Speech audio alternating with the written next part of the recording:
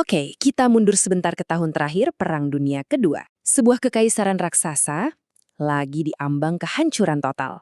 Nah, di sini kita bakal bongkar hubungan langsung yang luar biasa antara rentetan kekalahan militer Jepang dengan lahirnya sebuah bangsa baru, Indonesia. Yuk kita telusuri bareng-bareng gimana jatuhnya satu kartu domino di Pasifik ternyata bisa memicu lahirnya sebuah negara. Coba deh Anda bayangin, selama 30 tahun bagi Deruo Nakamura, perang itu belum selesai. Kisahnya ini bukan sekadar catatan kaki sejarah yang aneh ya, ini bukti nyata betapa dahsyatnya pertempuran di Morotai. Keterasingannya selama 3 dekade itu seolah-olah jadi penanda satu hal penting. Kekalahan Jepang di pulau terpencil ini adalah titik awal dari sebuah keruntuhan yang jauh lebih besar.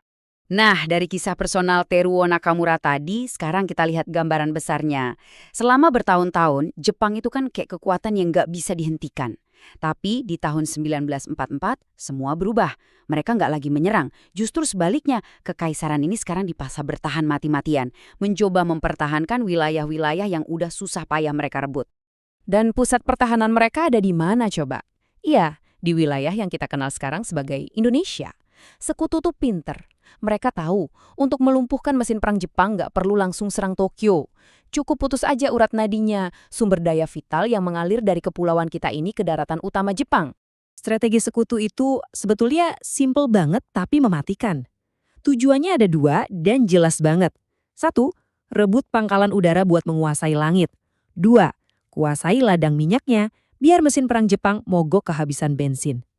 Nah inilah alasan kenapa pertempuran di Morotai, Tarakan, dan Balikpapan jadi super krusial. Dan gila, semua ini terjadi cepat banget. Coba lihat di lini masa ini. September 44 Morotai yang jadi pangkalan udara kunci, jatuh. Gak lama, Mei 45, giliran ladang minyak di Tarakan. Puncaknya, Juli 45, Balikpapan pusat penyulingan minyaknya juga berhasil dikuasai. Kurang dari setahun, 3 pilar utama pertahanan Jepang di Indonesia ambruk satu persatu. Nah, disinilah efek dominonya kelihatan jelas banget.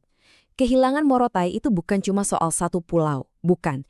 Ini soal membuka gerbang buat sekutu ngerebut Filipina. Terus kehilangan Tarakan dan Balikpapan, ini bukan lagi soal minyak, tapi soal melumpuhkan total setiap pesawat dan kapal perang Jepang. Tanpa bahan bakar, mereka cuma jadi rongsokan besi di tengah laut. Pertahanan udara mereka di kawasan ini hancur lebur. Pertanyaan ini nih yang membawa kita langsung dari medan perang di Indonesia ke jantung kekaisaran Jepang itu sendiri. Apa coba yang terjadi kalau urat nadi kehidupan sebuah negara perang dipotong? Jawabannya, kehancuran yang datang dari langit. Tanpa minyak dari Indonesia buat nerbangin pesawat tempur, kota-kota di Jepang jadi sasaran empuk. Dan pangkalan-pangkalan yang baru aja direbut sekutu, termasuk Morotai yang kita bahas di awal tadi, sekarang justru jadi landasan buat pesawat-pesawat mengebom yang bakal ngebakar langit Jepang. Dan ini bukan serangan biasa loh, taktiknya diubah jadi jauh lebih brutal. Mereka nggak lagi cuma nargetin pabrik, tapi seluruh kota. Mereka nyarang di malam hari, pakai bom api, ke kota-kota yang rumahnya kebanyakan dari kayu dan kertas. Anda bisa bayangin kan gimana jadinya? Badai api yang nggak bisa dihentikan. Dan angka-angka ini, wah, ini nunjukin kehancurannya secara total. Produksi minyak anjlok 83%, mesin pesawat minus 75%. Tapi lihat deh, aluminium, bahan vital buat bikin pesawat, produksinya anjlok 91%, hampir nol. Kenapa? Ya karena impor bauksit dari Asia Tenggara termasuk Indonesia udah stop total. Ekonomi perang Jepang benar-benar dihancurkan dari laut dan udara sekaligus. Di balik angka-angka industri tadi, ada harga yang harus dibayar manusia. 8,5 juta orang. Coba bayangin, itu kayak seluruh penduduk sebuah negara kecil, kehilangan rumah cuma dalam waktu 6 bulan. Perang ini benar-benar dibawa langsung ke depan pintu rumah warga sipil. Oke, industrinya hancur, rakyatnya menderita, papan caturnya udah siap buat langkah terakhir. Jepang udah terpojok. Dan kemudian, datang 2 pukulan terakhir yang jadi skakmat. Gak ada lagi jalan keluar. Di satu sisi, ada bom atom di Hiroshima dan Nagasaki, senjata dengan kekuatan yang belum pernah ada sebelumnya. Tapi di sisi lain, dan ini yang sering dilupakan orang, ada invasi Soviet ke Manchuria. Di hari yang sama, Nagasaki dibom. Kenapa ini penting? Karena ini menghancurkan harapan terakhir para pemimpin Jepang buat negosiasi damai lewat Soviet. Semua pintu, benar-benar semua pintu udah ketutup rapat.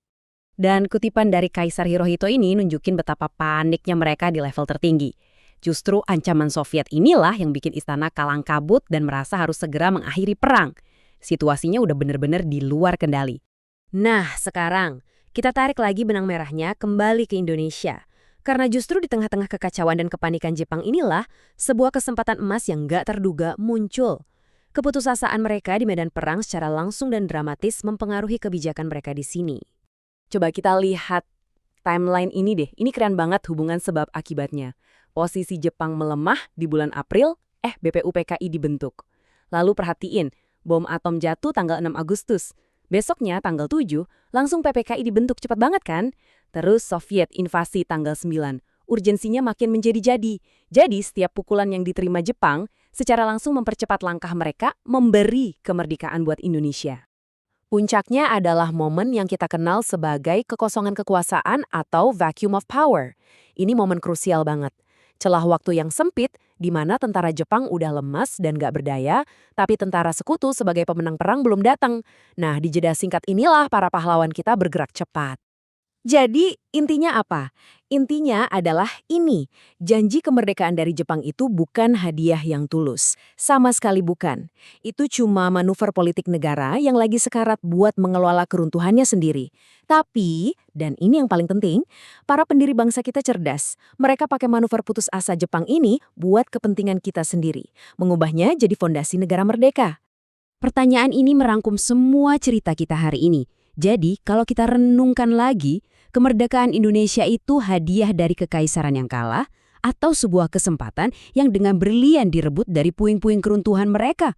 Sejarah seringkali bukan tentang apa yang diberikan, tapi tentang peluang yang diambil di saat-saat paling genting sekalipun.